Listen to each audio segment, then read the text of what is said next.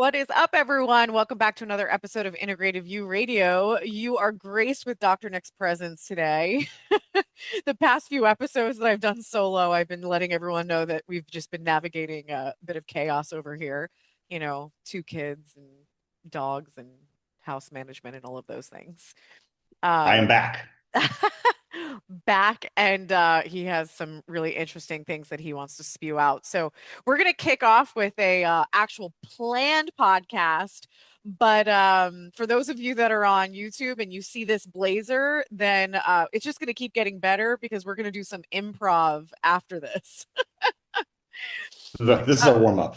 this is a warm up. But the topic that we're talking about, I think, is very relatable and very practical for a lot of people. I mean, Um, we're going through it right now. Well, exactly. But I think that one of the catalysts to talking about this topic, which is an acute fever, which we have all been taught to fear from conventional medicine because, fevers can create brain damage, so on and so forth. So we're one, going to be busting that myth. Number two is we're actually going to help you understand what are the psychological, mental, emotional layers to why your kids or even yourself might always be plagued with the sinus congestion in the winter months or even other times of the year, why they have reoccurring sore throats, why they have upper respiratory infections, why they have ear infections. The thing is that if it's reoccurring or not, this is still going to be of value to you. And we really experienced this firsthand in the past 2 weeks.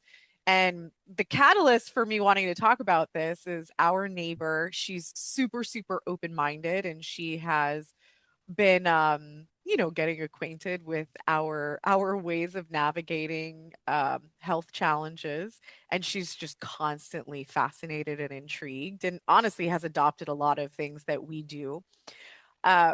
But after Quentin spiking a fever, I think he was day 2 into his fever, and she goes, like, is there a part of you just thinks that maybe it's just like a virus? And I was like, haha, my friend. And we talked I about didn't. it, and I, she's like, I didn't know holy this.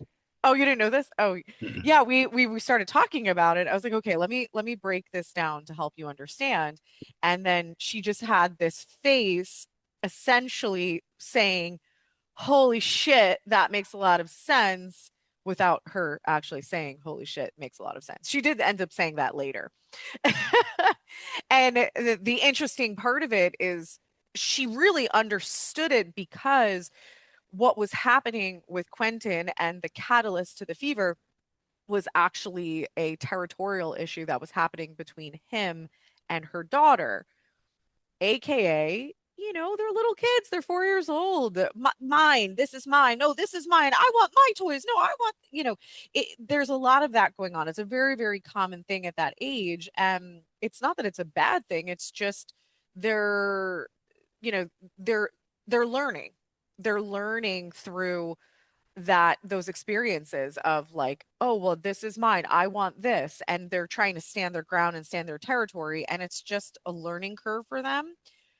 But honestly, the catalyst to the onset of symptoms is sometimes not really about what they are perceiving and experiencing, aka the challenge that they're working through. Sometimes it actually has to do with us as the parents and how we respond to it. And as I mentioned to you, Nick, is I feel that I was the catalyst to the onset of the fever and the quote unquote cold that he experienced.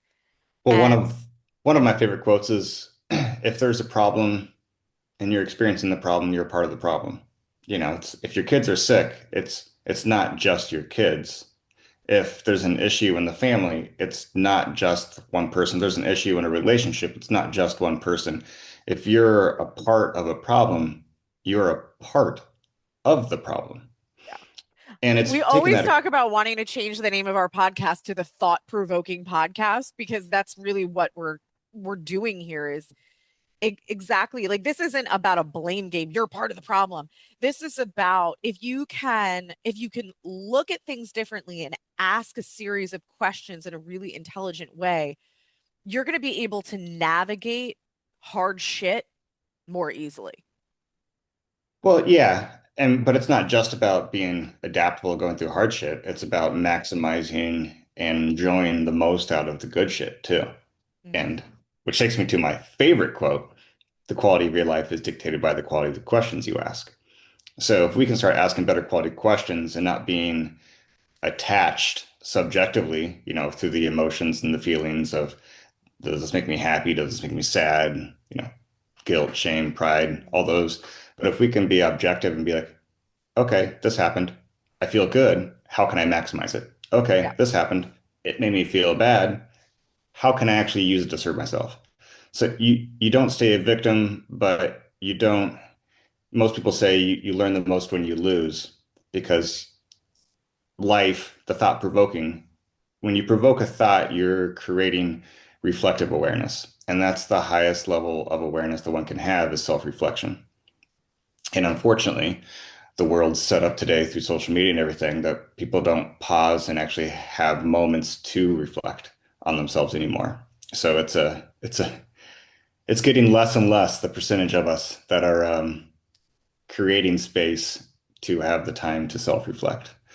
Well, it's Well, let's get back interesting on that, this. yeah, but sidebar, they're actually, who knows what the hell's true anymore when you see it on the media, but they said that they're going to be banning any child below the age of 16 is going to be banned from social media in Australia, and it's because of the rising the percentages of like mental illness due to screen addiction is above 50% now. So little sidebar statistic for you guys. So Well, let's anyway, get let's back to get this back on fever. track. So one thing that I want to preface with is it, so again, talking about like it's been crazy in our house, hence Nick hasn't been here, is Altea, our 6 month old, had a fever. And I want to say this just because this is a quality information for new moms. Very commonly, little babies will get a fever right before teeth are popping through the gums. So it's a part of the teething process, but it's usually a sign that teeth are about to break through the skin. And And it's a then very because it's around the positive sinuses, it will create a sinus infection. little I runny mean, it will look like a nose. sinus infection. She didn't really have color to her snot, so it's just the body, hence the fever, moving stuff as things get warmer. But if there are colors, that's going to show like that there's more likely an underlying infection connected with it as well.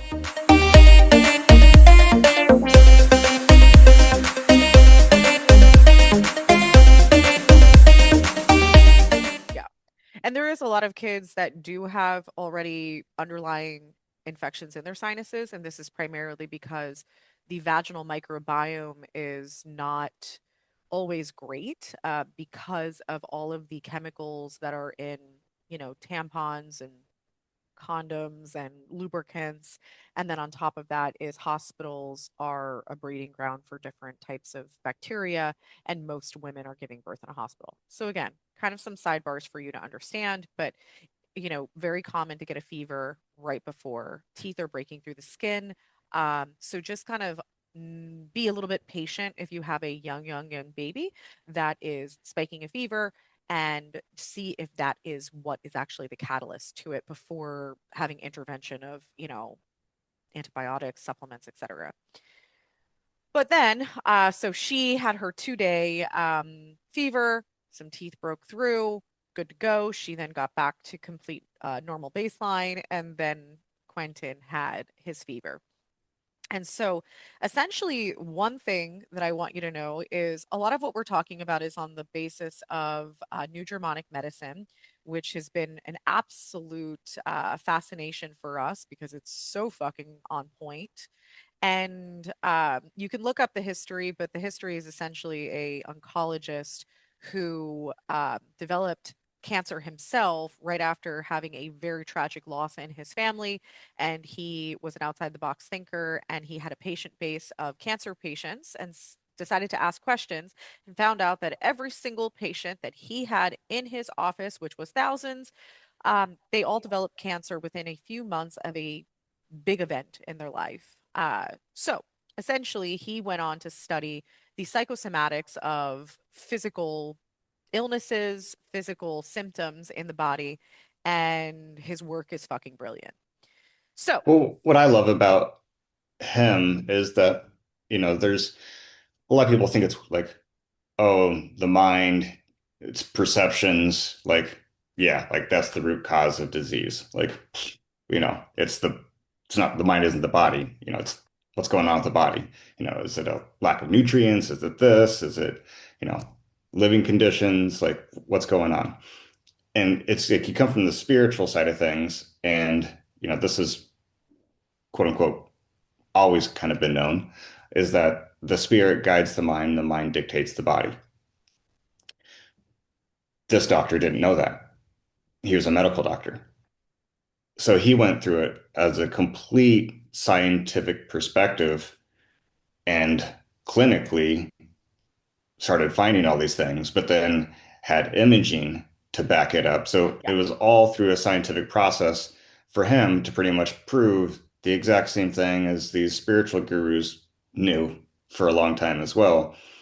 So what's fun about this for me is that, Eastern and Western worlds were actually coming together, Mhm. and we're showcasing the same things, which when there is that, there's going to be a fight because the old system, old life cycles always want to continue to live. Mhm. And we've been seeing that as well, a push through jabs and a push through, different medications and a push through indoctrination of one way of thinking, um, which isn't true. We live in a world of duality, so it's trying to take in all the information and, like I said before, use it to serve yourself.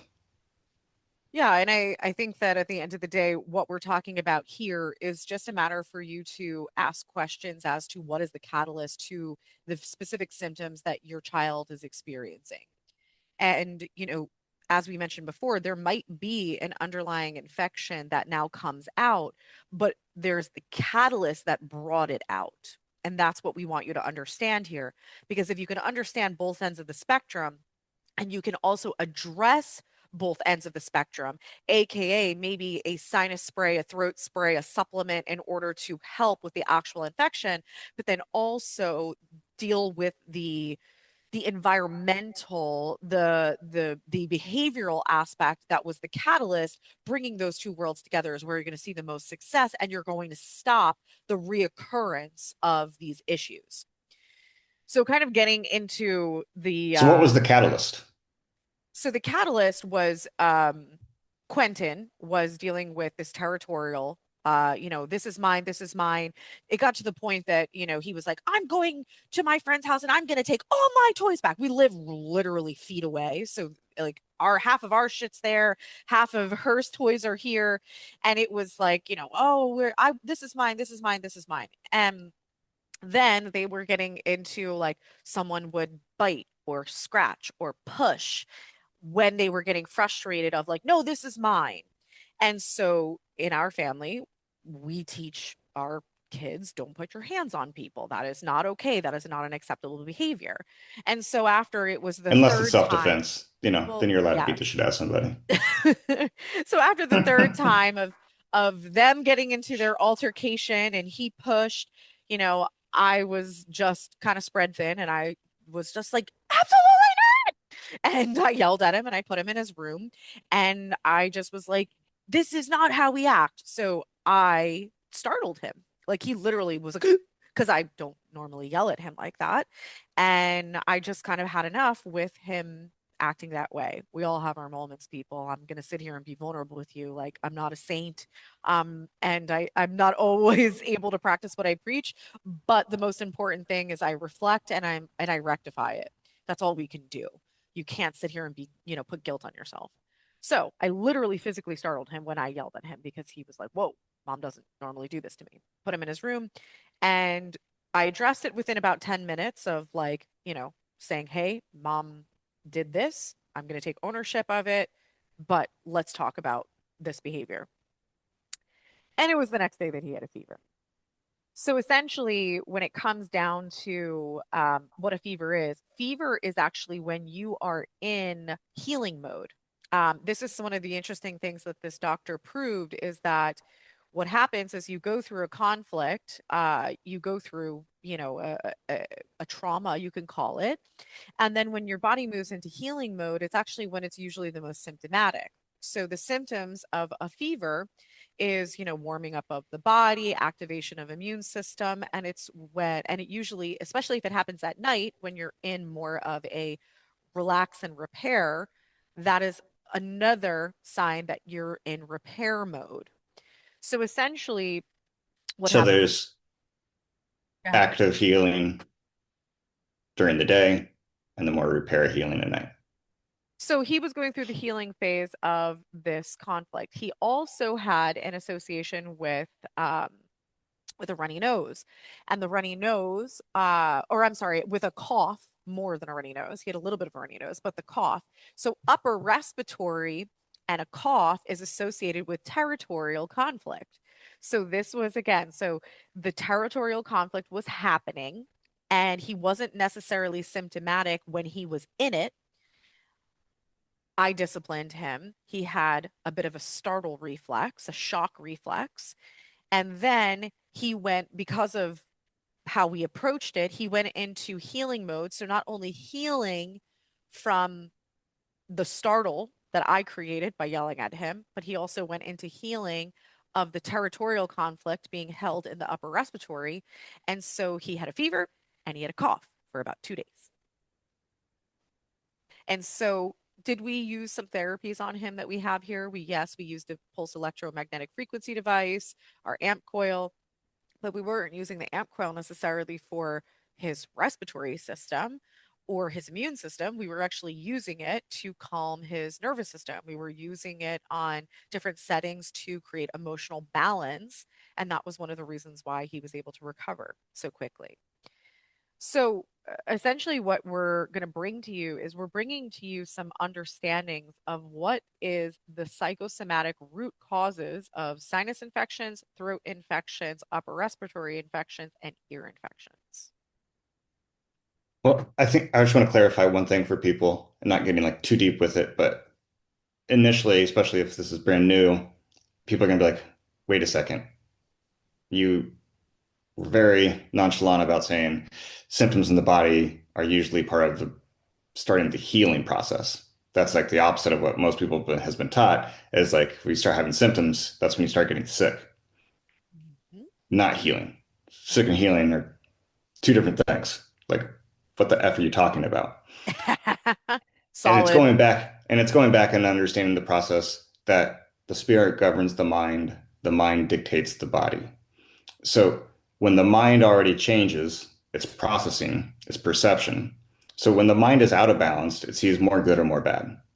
But when the mind is in a state of equanimity or balance, homeostasis, when you think about it in a health, that the benefits and the drawbacks are equal. If you put them on a scale, they weigh exactly the same. There's no stress response.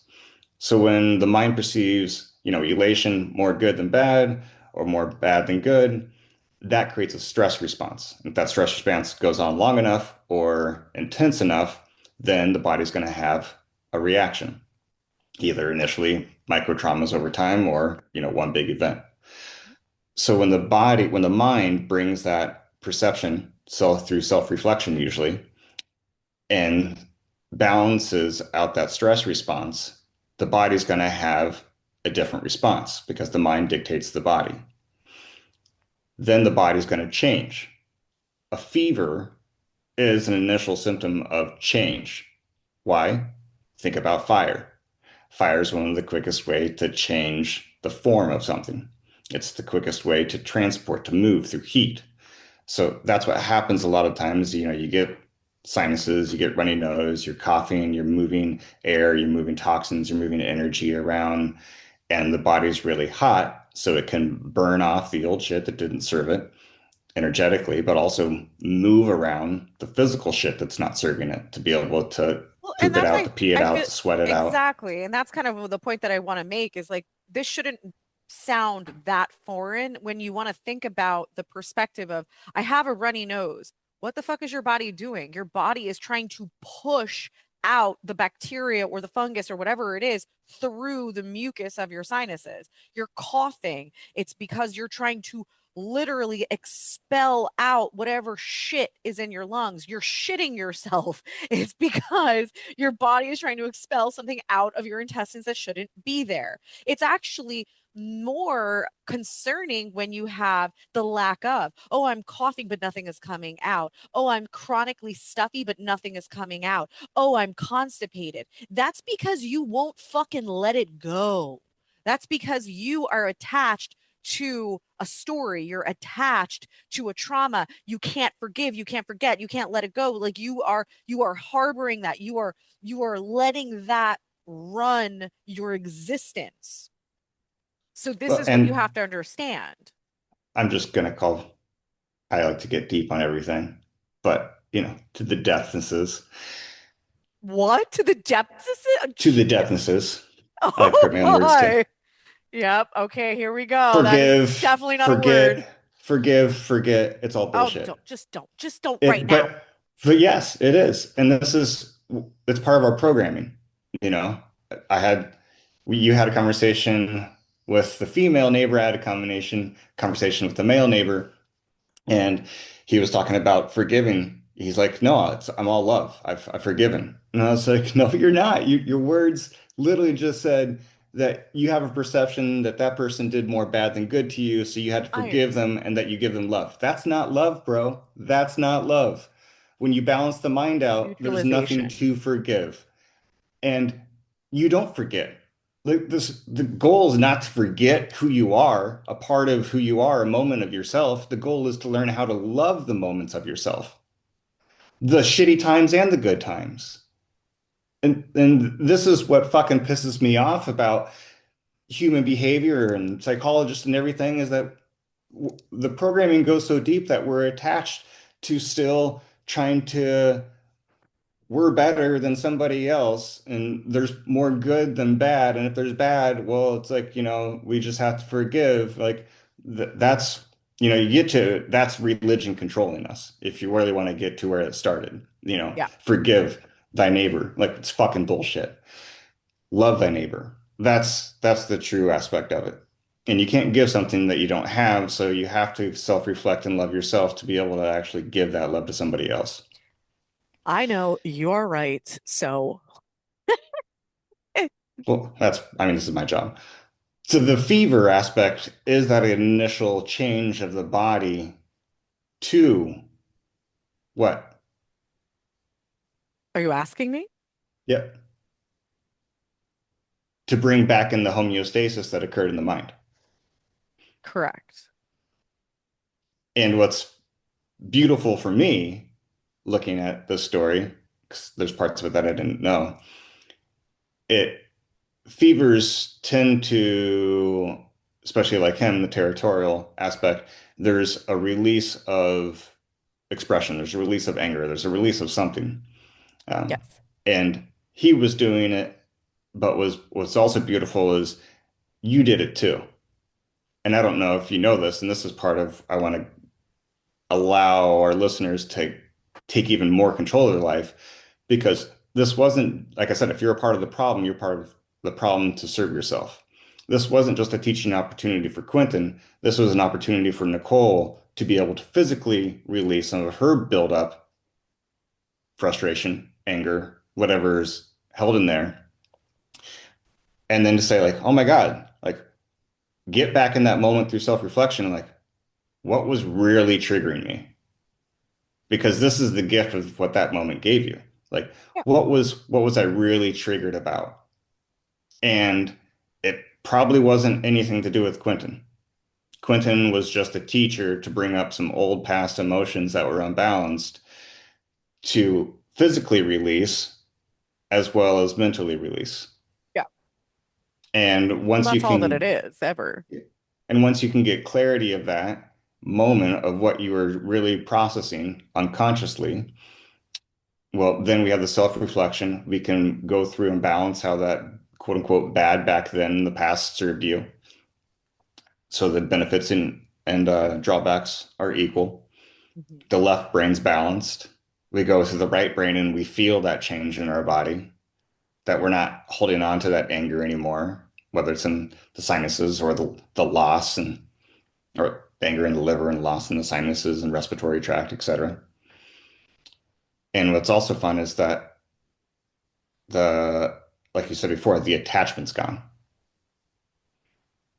And you'll just feel like you can actually just feel yourself being a different human being. Hmm. And that's healing. Yeah. When the left brain is changed, when the right brain is changed, when they're hemi-synced, that's when actually we feel gratitude.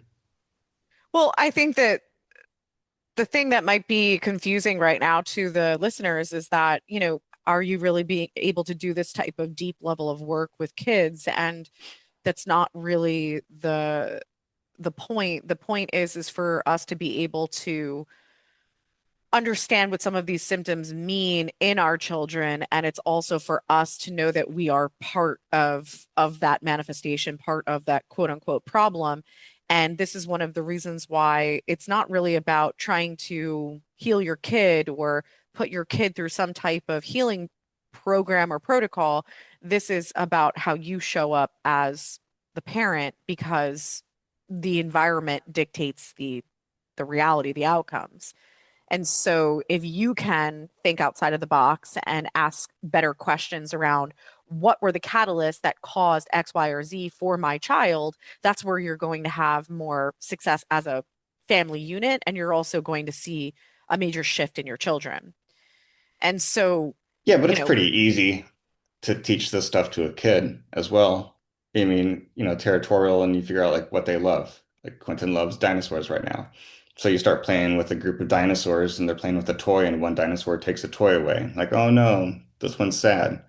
And this T-Rex wants to beat the shit out of, Brachiosaurus because he took away his toy. And you have them self-reflect by, a storyline outside. It's easy to see like, two dogs with a toy playing tug of war and barking at each other. And yeah. you just self-reflect back so they can process it better. And as any great teacher, any great parent, it's all about asking questions, especially if you have a son like ours who doesn't want to be told what to do and how to think. He wants to learn and process everything himself. So our job is literally just to ask a bunch of questions. Mhm. What's T. Rex's feeling this way? Why is he feeling this way? What could he do better? How could he be a good friend? How could both dinosaurs win? You know, how could T. Rex get what he wants while Brachiosaurus gets what he wants or she wants? It's just going through and taking the time to actually care enough instead of being attached to being pissed off. Yes. Sorry, I went on a lot of tangents there.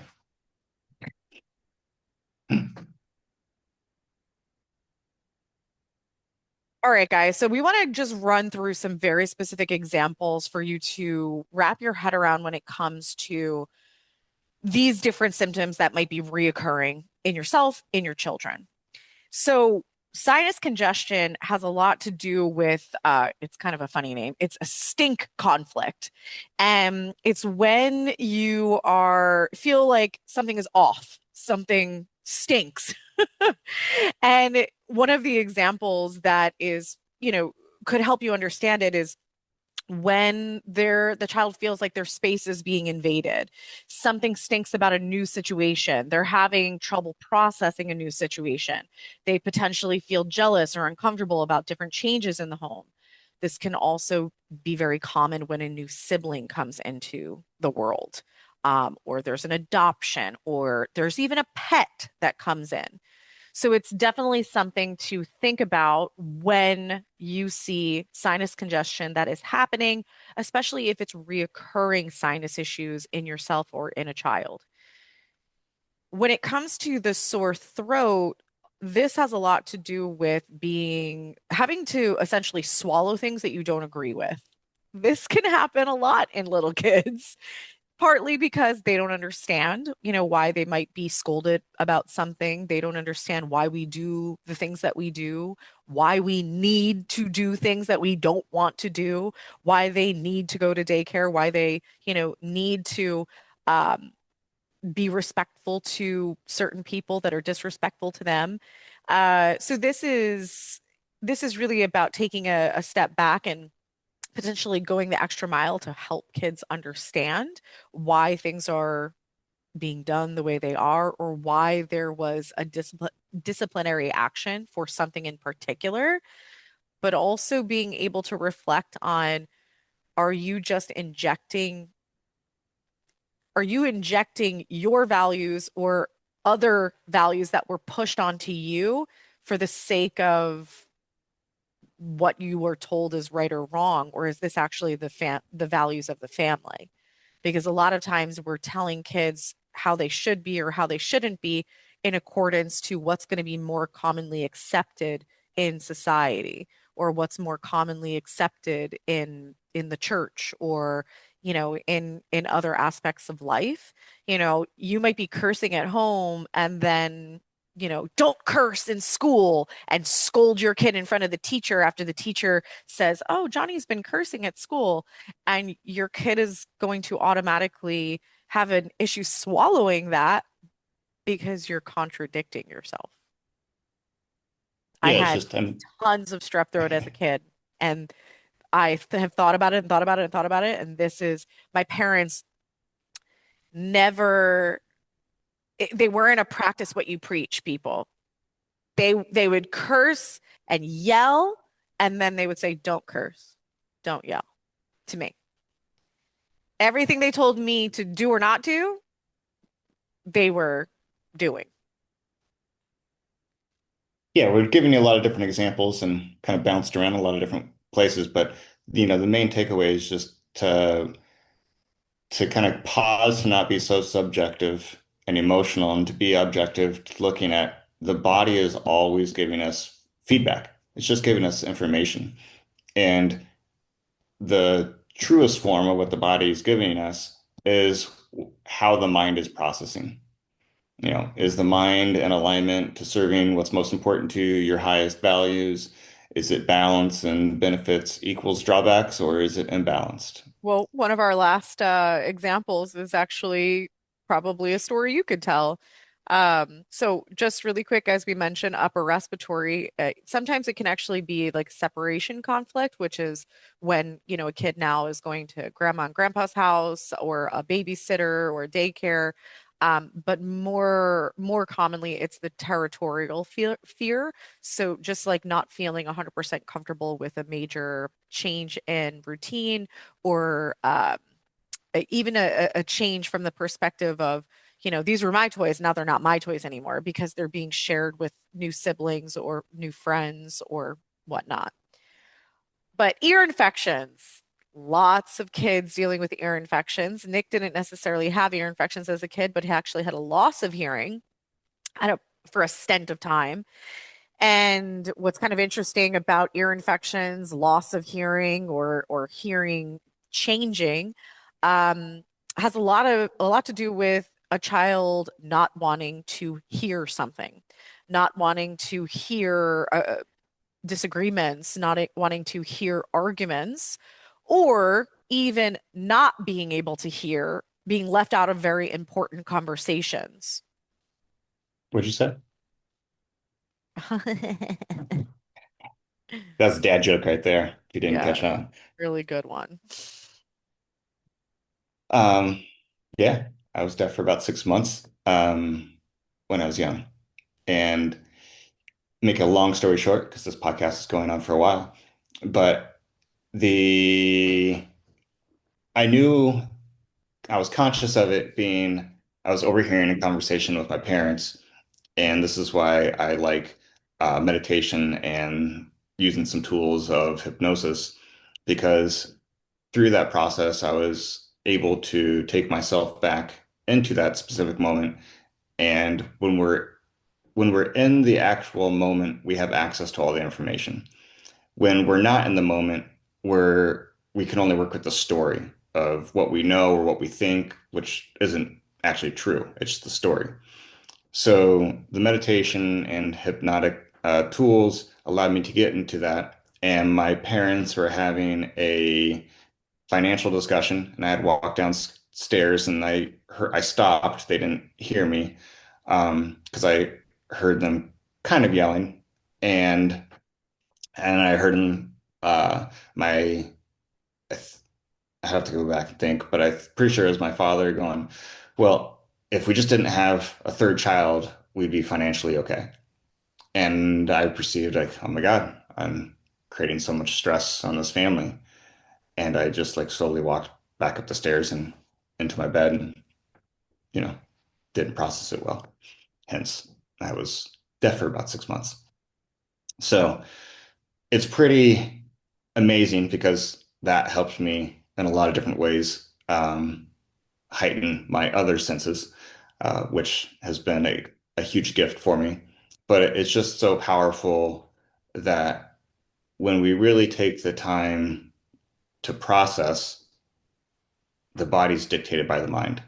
And if we really want to heal, if we really want to live a joyful life, it's like, yeah, we need to put some work into the body, but the body's 99.99999% space, which shows that the majority of what we're dealing with is the mind.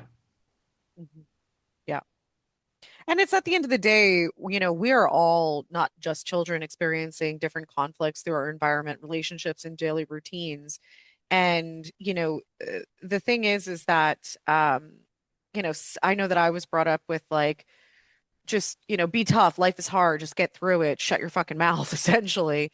But I think now times are changing and, I'm an elder millennial and, uh, growing up with boomer parents and, they went through a lot of hard shit. And there was there like essentially the way that I look at it is like my parents were in survival mode. They weren't necessarily looking at how to be the best parents possible or how to better themselves to be better parents. And I think times are different now. And I think that like I joke that I've spent, 3/4 of my life trying to heal all the shit from my childhood and a lot of people that I talk to that are of similar age are saying the same thing. And and we say it with a lightheartedness, but there are our days that it's fucking hard. And if we could be more aware as parents now, and we can not be perfect, it's not even a realistic expectation, but we can sit down and say, okay, my kid just experienced his third ear infection. Let me go back to that podcast and listen to what they said the cause is, and let me think about what the fuck is going on in this household that might be a catalyst to it. Let me ask my kid what might be going on at school. Let me ask my kid what they're struggling with. Let me observe where they're feeling off or awkward or sad or anxious. And if we can do this, we can provide a level of support that maybe you and I and our listeners never experienced as kids. And so this is really just about you thinking outside of the box and being able to have some additional tools of how to navigate life and to help your kids just to enjoy life more is really what it comes down to and not feel like life is so difficult at times. So this was a more serious podcast. The next one is not going to be serious at all. This is going to be the improv one that I have no idea what he wants to talk about. So tune in. All right, we'll see you on the next one, guys.